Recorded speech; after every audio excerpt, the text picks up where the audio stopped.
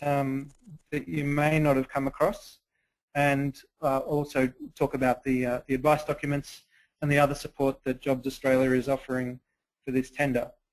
So my part is going to be fairly quick, and after that I'm going to hand over to our guest speaker, Tony Collins, who may be known to some of you.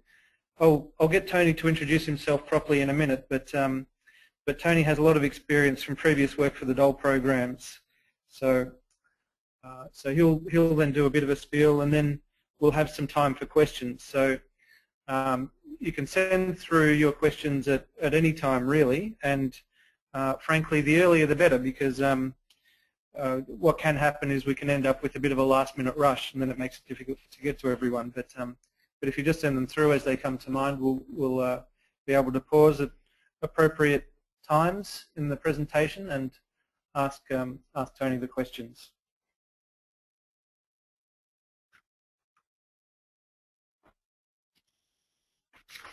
So the first thing I wanted to mention is just the context. This is a tender for work for the Dole coordinators for 1 year only, and only in 18 areas.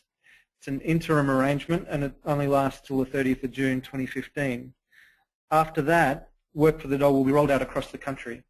How that will work in with JSA yet, we don't really know, because we obviously don't know what's happening with JSA. But the key point is that reinvigorating work for the Dole was an election commitment of the coalition. It's bound to be a big part of the future, and that means that there could be some strategic reasons to bid for these contracts. So if you are still weighing up whether or not to bid, that's something to think about.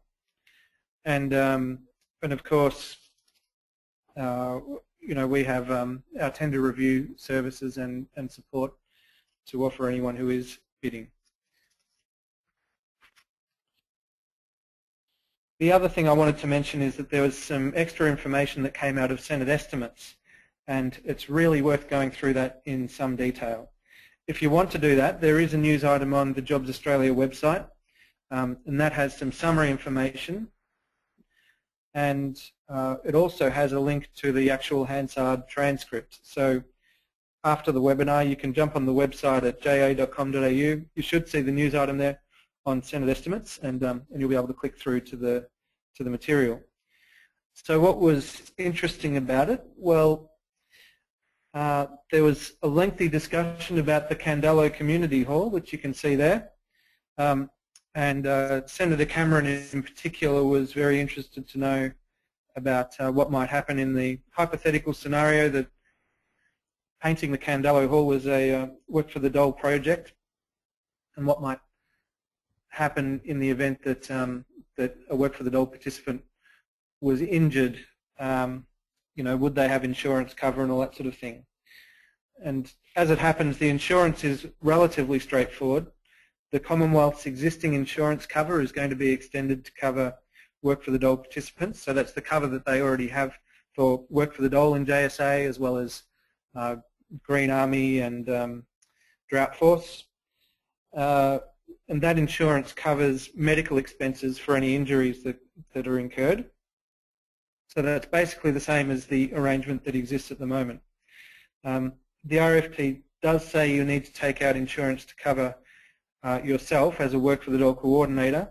So in other words, you need to cover public liability and that sort of thing, and workers' compensation for anyone that you employ. Now, a lot of you will probably have insurance already. It is just worth checking that it covers off the requirements. Jobs Australia's blanket cover insurance does more than meet the requirements, incidentally. So if you've got the JA insurance, you should be right. Something that does seem to be a bit of an issue is the OH&S assessments. So that seems to be something of a shared responsibility between the work for the Dole coordinators and JSA providers. It may be that the coordinators and the JSA providers are expected to work that out between them, how that works, but I might ask Tony what he thinks about that a bit later. The other interesting thing is that it sounds like there's some extra money for placements in work for the Dole. That's payments that go to JSA providers, not to the work for the Dole coordinators. That could mean that there's some extra money available to support placements and projects over and above what's in the EPF. And this was mentioned in Senate estimates, but we haven't seen anything else about it. So, well, at least not yet. So, still not entirely sure on how that is happening. But and another interesting point that came up is to do with the number of work for the Dole coordinators. The RFT says that some areas will have 3, but in Senate estimates the department was fairly adamant that their preference was for 1 per area. When there was a follow-up question about what it says in the RFT, they pointed out that the RFT might say 3 against some areas, but it also says the department reserves the right to alter the number of coordinators. So I think you can sort of take it that, that the department is really going for 1 per area.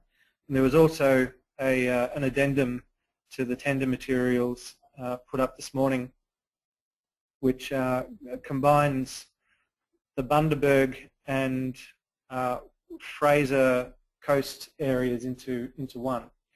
So that's also worth checking out. But if you have a look through the Hansard yourself, there's actually a whole heap of little snippets of extra information that that could be useful. So to get to that information and everything else, you can just head to our website. In the news items, there'll be a few items on work for the Dole. There'll be the extra info from Hansard. There'll be the item on the addendum from this morning. And there'll also be a posting that includes our tender advice document, our guide to tender writing, and a link to the booking form for our tender review service. With the tender reviews, there's still a couple of spots left, but they are filling very quickly. I think we have 1 on Monday afternoon and 1 on Friday, and we may look at taking some extra ones on Tuesday, Wednesday, Thursday, but at this point, Tuesday, Wednesday, Thursday are basically full. So, you know, hopefully we would be able to work out some extra capacity in the policy team to do a few more, but at this stage it is filling up very quickly. If you haven't used our tender review service before, the way it works is that basically you register online. We'll get back to you to confirm the date and time that we'll be able to do the review. You send through the draft, and we'll have 2 staff members from our policy team to review it. So basically it gets checked and then double checked, and then we return it back to you with our comments marked up in the document. The turnaround time is within 24 hours. Generally we are able to do it a bit quicker, but certainly by 24 hours you'll have it back. And I should mention too, we also make sure that each individual in the policy team only reviews 1 tender in any given contract area. So if I reviewed your tender, for example, then I wouldn't be involved in reviewing any of the other tenders that are competing directly with yours. So that's a bit of a rundown of the services we're offering around this tender. All of the details are on our website, and frankly that's probably enough from me, so I'm going to hand over to Tony and get him to introduce himself, and we'll now hear from Tony. Good morning, everyone. I hope you can hear me. And secondly, I hope you can understand me, which is always a problem. Thank you, Jay, for inviting me to come on this webinar. As Lance mentioned, I was involved in the last CWC contract for work for the Dole, operated under Comskill and UC United Care Wesley, Port Adelaide. Been involved since the pilot scheme through to the closing the doors on our involvement. I've kept myself fairly reasonably informed since then, and of course the work for the Dole was always on the cards as soon as the Liberal government took office. It was flagged very, very early. I've had a look at the RFT, and in a nutshell it seems to me that it's very, very similar to what was done before, apart from the fact that they've siphoned off the area in which one deals with the job seeker. Previously, the work for the Dole coordinator, or CWC, they were responsible for looking after the job seekers as well while they were in the host sites or the activities that they were involved in. That is now a responsibility for the JAs. So the work for the Dole side is very much what I would say would be the marketing and the monitoring excuse me, end of the contract, which is, of course, a very important part because that's where the places are going to be. There are lots of questions within that in some of the things that are in the tender. It talks about 75-25 distribution between host sites and the activities that are group activities. In reality, they must be talking about the old term completed places because the actual, when you create a site, you could get any number of job seekers going through that particular placement. But again, that's not explained in the RFT. The things that are in the RFT were talked about strongly in the Senate estimates are things like the org health and safety and risk assessment, which were very important parts of what the marketing teams were doing. I think the men about Senator Campbell on that hall, his main point about the hall was how are they going to paint it? They can't get up on a single ladder anymore, and so how are you going to manage the org health and safety side of it? Well, as many of you will know, there have been changes certainly in things like painting and how high you can get. So of course you're going to need 2 people instead of the 1 before. So there's lots of elements of the risk and safety side that are going to happen. I think, Lance, we've got. I was looking also at when you talked about the numbers they were looking at. I think previously in the north there were 4 CWCs in the northern ESA of Adelaide. And I'm talking about Adelaide, of course, because that's where I am. I think Dole there were 2. There should be no problem in either of those being handled by one organization. I think Lance is put some documents that I think you're going to need in this new contract, and I believe a lot of what they're going to be doing is already in the guide, the CWC guide. So those of you who've got copies of the old CWC guide, I advise you dig it out because they're not going to reinvent the wheel in this. They're going to basically create what they can out of what they've got. And see, if I talk about the first one, which is looking at what prospective host sites that you're going to get. Now, a host site, as you're aware, is normally a small organization with only a capacity to have maybe 1, 2, possibly 3 people, 3 job seekers. They can be, when you approach host sites, you need to be talking about when they have that availability.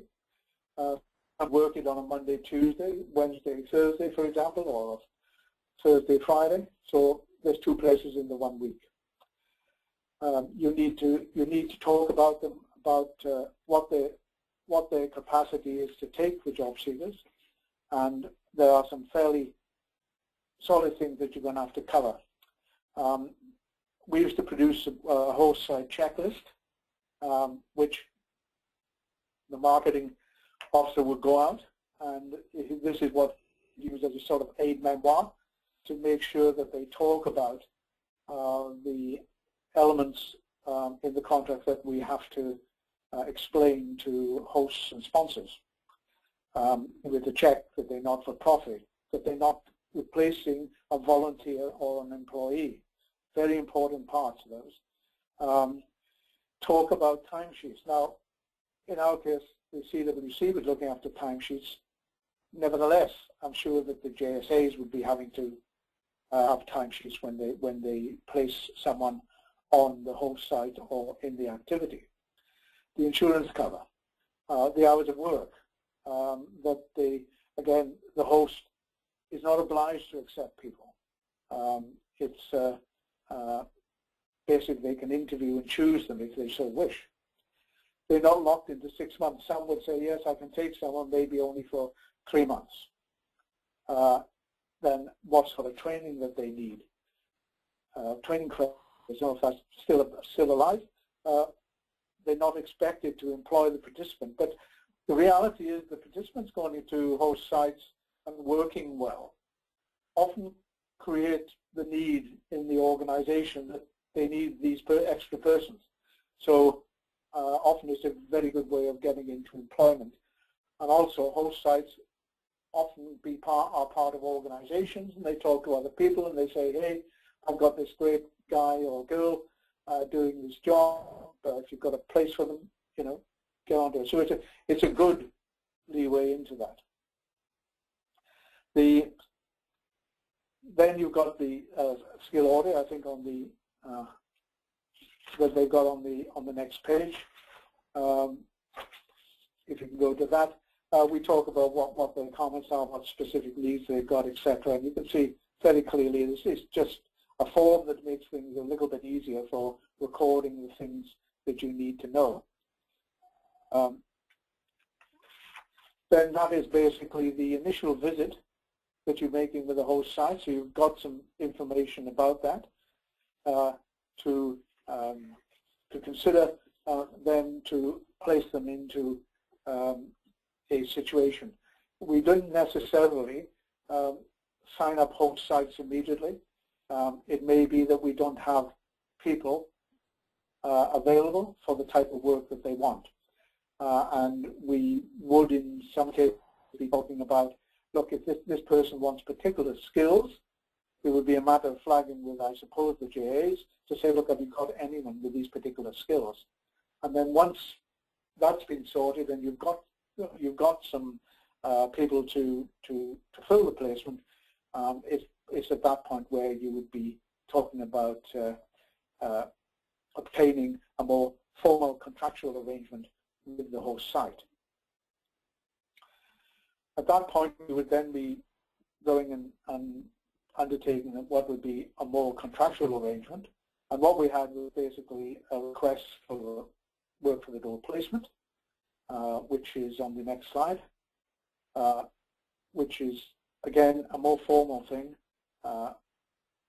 listing the information that we want, getting the outline of the duties and so on that are required within that, whether they need a police check, whether they need protected clothing, training requirements, etc. I think in the case, much of that would be also covered in the first interview. Often you would talk to a host site and they say, yeah, well, you know, we could do with someone to do such and such because we'd like to release our receptionist to be able to come and sort out the filing system that we've been meaning to do for the last 4 years. But we just haven't got a desk, we haven't got a chair, we haven't got a computer. And that's where the funding that we had was used to sort of create and obtain that whole site. And often they would then say, oh yeah, well we can take that. That equipment, again, in the main, although it became part of the assets of the WC, and we had to sort them out at the end of the contract. In the main, they were disposable items, and the organization were left with them. You need to be careful about the sort of things that host sites are asking you for. Often, if it's not something to do with the job seeker that you're placing there, then you really, you can't just give them money. It's got to be something that's to be identified as being used for the placement that you are putting on the site. So this form then goes on to on the second page of that, just finalizes the information that you will need, which is who am I going to be talking to, apart from you're talking maybe to the organization, the manager, but you really need to have some information about who's going to be the direct contact there, the supervisor or whoever. Again, there's a statement there that the host site completes, confirming that they confirm they're not for profit, that they have the insurance cover, that the duties will be undertaken but will not reduce customary overtime, reduce the hours, etc. All those things are listed there, so that you have a form, you have a document to show that you have explained all this to the host sites. So that you have that record, and so you've got the file on that organization, and if the department wish to check, as they check from time to time, they see that you followed the processes and you've covered the areas in which they are concerned about. The next slide deals with risk, the York Health and Safety and Risk Assessment. Now, the risk assessments are fairly comprehensive and have to be done. I think you mentioned, Lance, about it's a sort of split responsibility. Well, initially, the work for the Dole coordinator is going to have to do this because obviously, if the risk is too great, you're not going to put people in. I say that probably the job service provider is going to have to maintain that and update that from time to time, as well as the work for the Dole coordinator. But it's going to be a very important element of what you do. You need to check items as on that page. And if I might just point out that listing that we have is a 20-page document. You said, why get rid of red tape? In a sense, it's a fairly flick and tick, because obviously in all activities that don't require the same thing. The risks, as we say, handling machinery will be quite different from the risks of a person working in a retail outlet. So although it's a big document, it covers all the aspects of all the type of activities and work that can be undertaken, and it becomes, like I say, a fairly tick and flick. So although it's large, it's fully comprehensive, and again, in the sense of what you're required to do, you are showing that you are taking risk and safety seriously, and that you are producing a quality record of what you are doing. On the latter part of the document, on the next slide, you have the risk of work activity, and again, you will find that a lot of this stuff will be in the CWC guide. So it's like I say, if you can pick up a copy of that, it will help you a lot.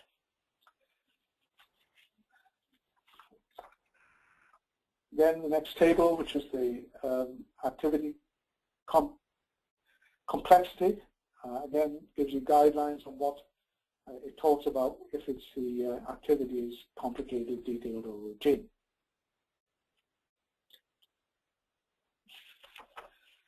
And then after that, we had a form which would be on the file that we had. This is just two parts on an A4. There would be maybe 3 or 4 of these. So our marketing officer went out on the monitoring visits. They would be undertaking a check in the risk assessment that was done. Again, that's a requirement that the work for the Dole coordinator is going to have to do. And of course, again, it will be something that's going to be needed as part of this tender that you're providing. After that, you've got the next thing I'll mention is the monitoring visits, which is, again, as I mentioned, the responsibility of the work for the Dole coordinator. Again, the form that we used, which is on the next slide, was what we use for the formal visits, as opposed to maybe just an informal site check.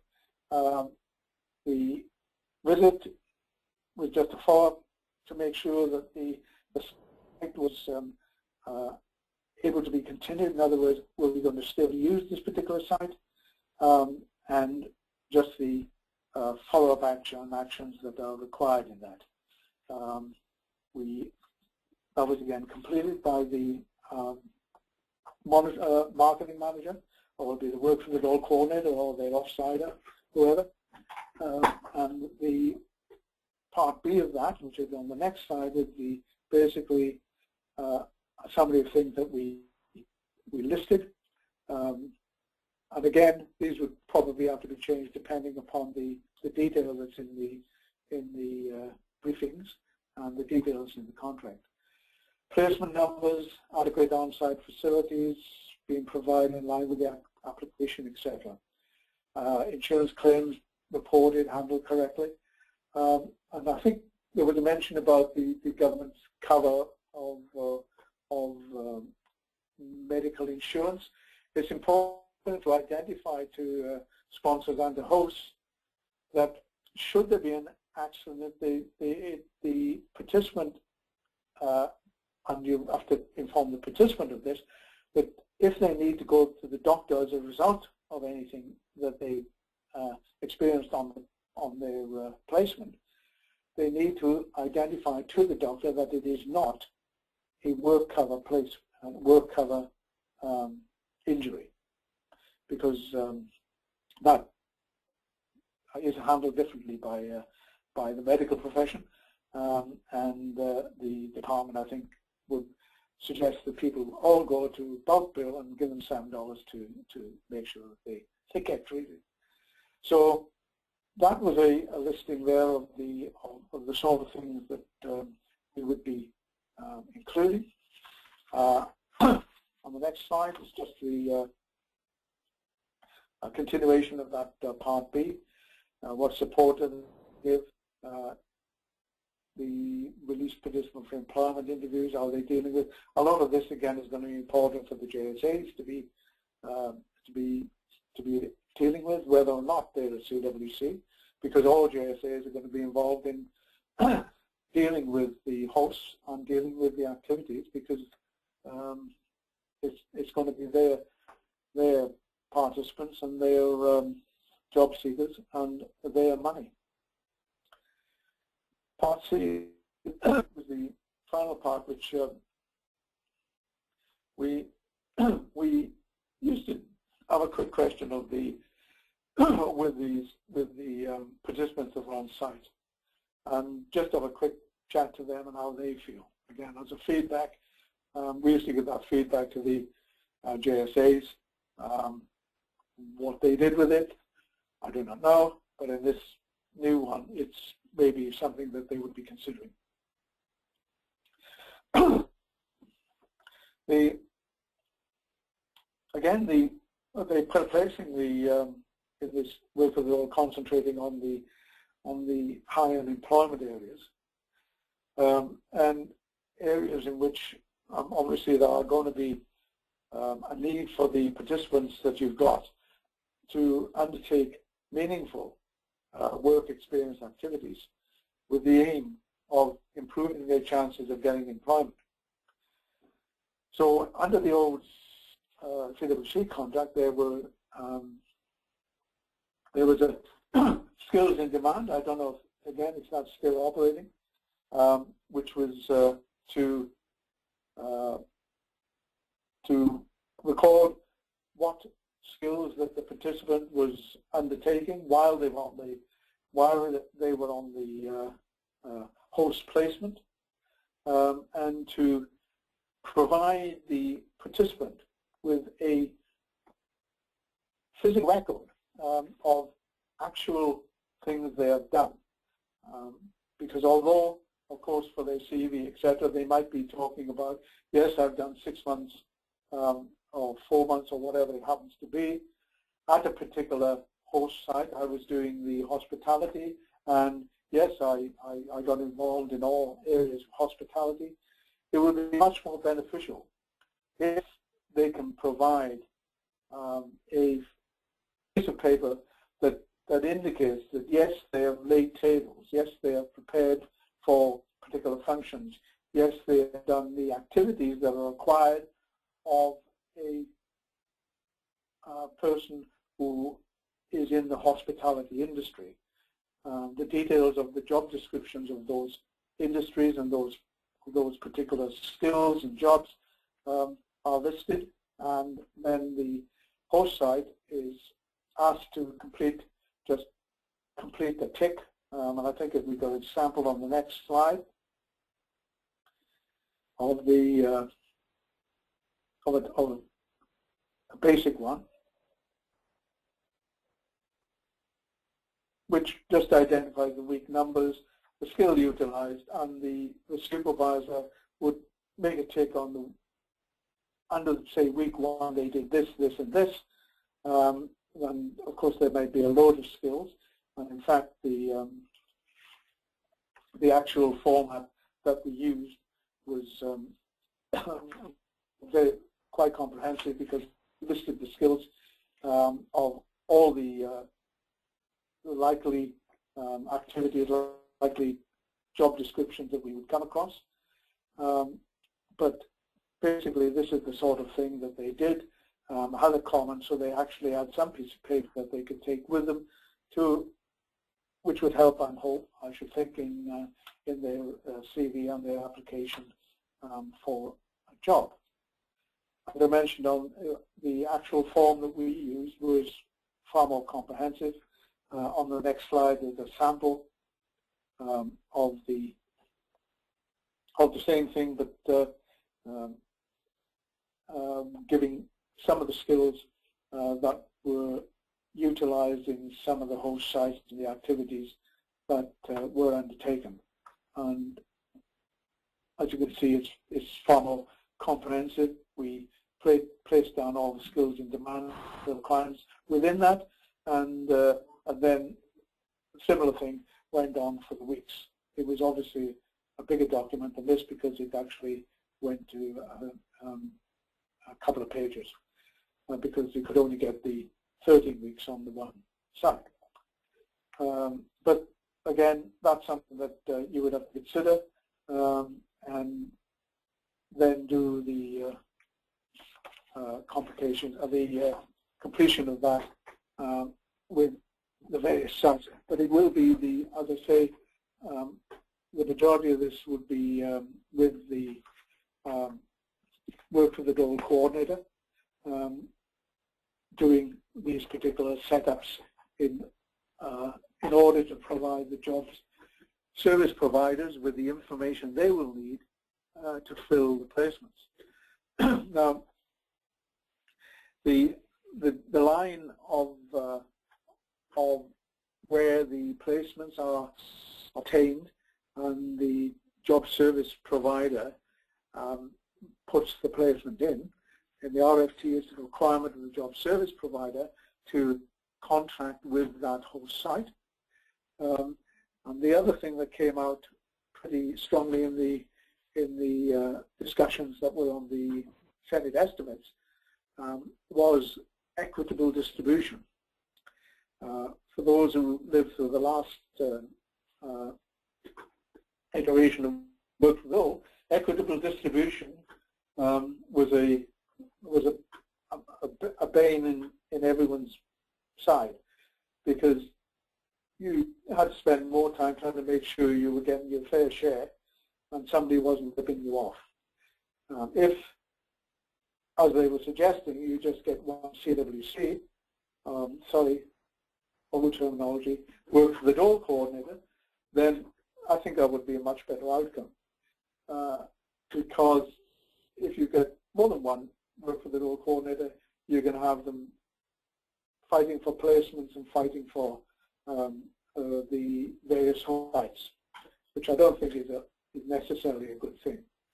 Equitable distribution, in the sense that they will be saying that you offer up the various placement sites to the job services Australia providers on an equitable way. Again, I think, I'm not sure how that practically is going to be done. There was one way in which I remember early in the piece that we, as an organization, provided a ESA map with the various host sites that were available in that ESA, and the JSAs could then say they wanted to fill that, but it wasn't working because, in the sense, in the old days, the job service provider just or was only responsible for sending the job seekers to the work for the Dole, and it was their responsibility to place them. In this new one, it's going to be a little bit different, so some good cooperation, I think, is going to be paramount in working together to place the right job seeker in the correct and most useful host site in order that you achieve the KPIs and you achieve the result of improving that job seeker's chance of getting work. So I would certainly say cooperation. The other area which came out of the Senate estimates was that the information about the funding, which is very, very interesting.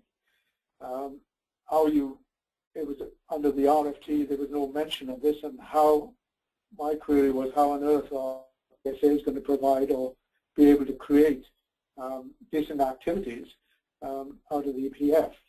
Well, they fixed that by giving you money.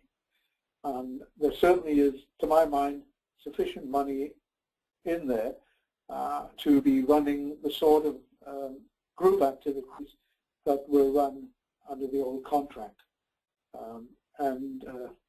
Again, I haven't put anything up there about the group activities and the funding because it will really come out before from the department.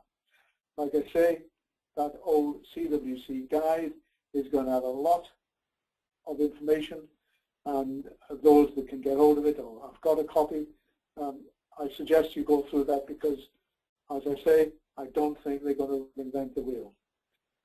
Certainly, Anthony Parsons is very much involved in this, and he was very much involved in the last contract. So I think that's all I can say. If anyone particularly wants information about documents, etc., or copies thereof, please feel free to give me a call. And I'm certainly happy to help. I'm not looking for full-time employment, just in case you think I'm selling things. I'm a retired gentleman, and I'm off overseas for the month of August, so I probably can't be too much involved, but I'm happy to help where I can. Thank you.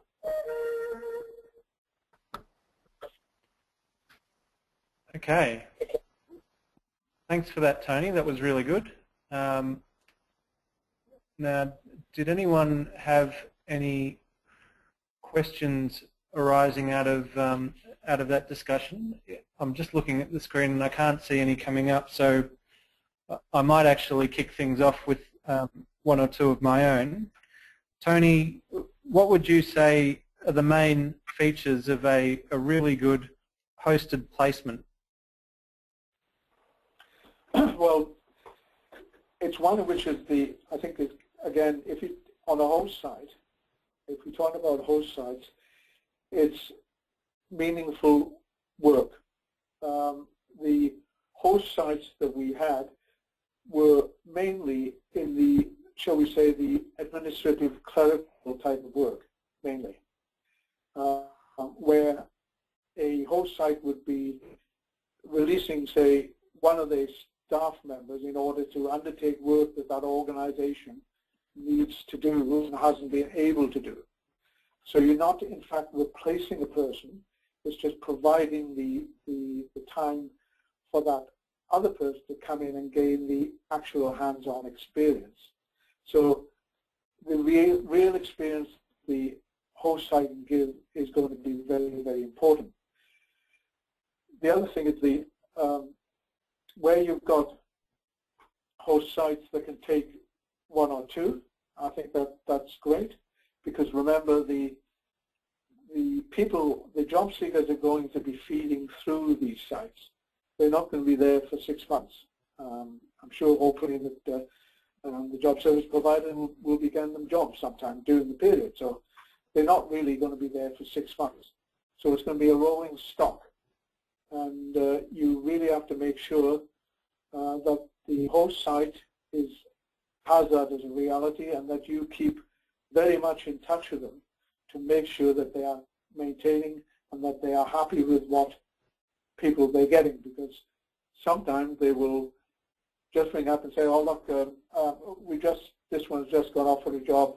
No, we can't, I don't think we can take any more. And you haven't really found the reason why that is, and it may be something that you can fix.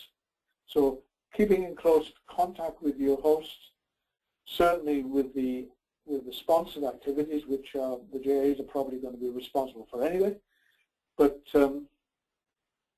it is keeping in contact, and keeping in contact with the JSAs is going to be extremely important. And I think I would be talking about getting people in the JSAs to have a person in their organization who is dealing with work for the Dole, and I certainly would get regular meetings with all of them to talk about what's going on, what their needs are, so the work for the Dole coordinator has an idea about the sort of people and the sort of job seekers that are out there. There's no point in creating a wonderful mechanical operation scheme if the majority of job seekers are hospitality people. So yeah, communication is going to be extremely important, I believe. Yeah. And what about group activities? What do you think goes into the really, the most valuable group activities? Well, group activities, there's going to be group activities were often activities that provided the experience of being in work and working in a team and turning up on time and handling yourself properly. In other words, you're going to need a group activity to place people that you wouldn't place on a host site. And unfortunately, there are those people out there.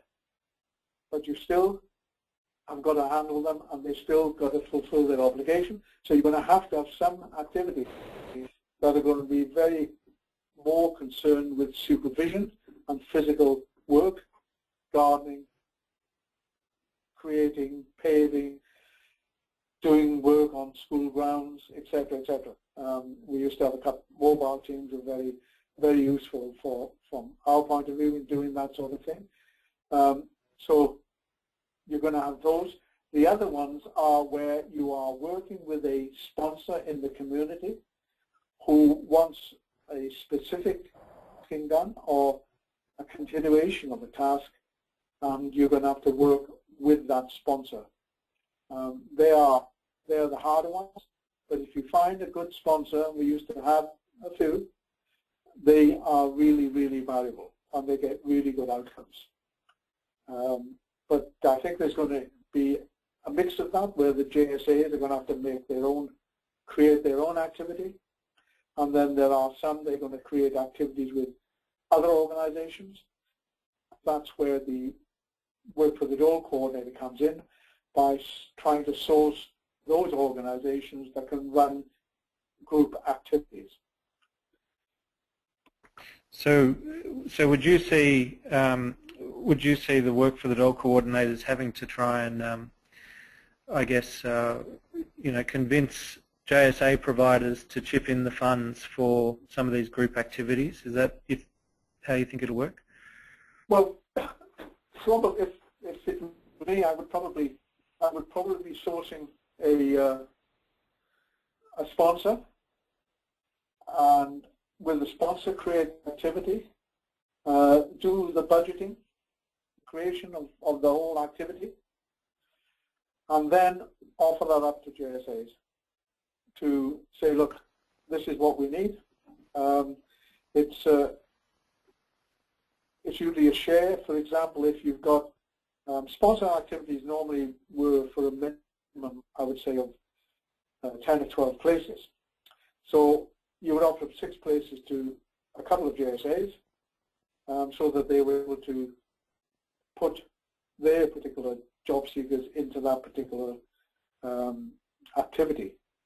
But unless the JSAs have gone out there and have done the previous contract and are confident and able to go and get their own sponsors, then otherwise the work experience coordinator could also assist in providing and sourcing sponsors, which I think is part of what they're going to have to do, and offer them up to the JSAs to then become part of. So you'd effectively work out a package with a sort of a cost per placement, and then try and fill those placements. Acting as a broker, I suppose, for the sponsor, yep. And then to get the JSAs to make the contributions of the funding that's required. So it's either JSA can do that themselves, I suppose, but also the work experience coordinator. And with the funding that's provided to the work for the Dole coordinators, how would you see that being applied? Would that fund one position, 2 positions? How do you think that would go? Because it's when you've got a group activity, your main cost is going to be supervision. Your supervision for 6 months is going to cost you somewhere in the region of what, 20,000, something like that. So you're talking for a kickoff on just to cover the supervisor cost of about 10 places. If they're getting 2,100. And then there are other costs on top of that may be required, materials and other stuff that may be required on top of that. Depending upon the costing of the supervisor, because again, JSAs may have their own people that can be produced for supervisor and are able to put that person into an activity and act as a supervisor for that activity. And their salary then would come out of the funding as opposed to their other funding. So the supervisor is going to be the main cost.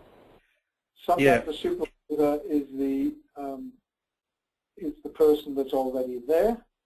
Then you can't make a contribution unless it's clear that that supervisor is doing additional work to what their normal work is.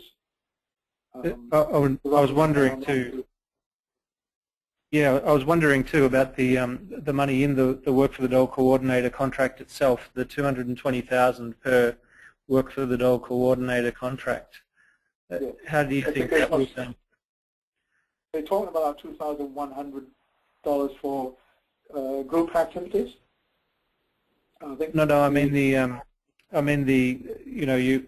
if you win one of these contracts, you're given 220K. What do you think you would do with that 220K? That's including GST, so I suppose it's really 200K, isn't it? That's only enough. I would suggest it's only enough for maybe one full-time, one part-time or casual person in doing the marketing side. If you can get others, if you've got the premises already, but if you're sort of sitting out on your own, that's about all you could get because you've got to have a vehicle and a laptop or something of that nature. But there could be funding that you could get out of these areas for doing some of the work that they're responsible for. So, there's areas in that which they have. one of the things that certainly that we required when we were doing the community work was that the health and safety was done by ourselves, because the responsibility was on the CWC to ensure that the individuals have received health and safety training, as far as we were concerned, in order to ensure that that was the case. We said they had to do it under our training rather than other training. But that's something that people can consider for themselves. The 2,100 is plenty. They're talking about 600 for hosts. They're not saying that you have to pay the host. In fact, part of it is that you often do not need to put any funding into host sites at all. But you would often have to provide funding for clothing and stuff like that for the job seeker. Maybe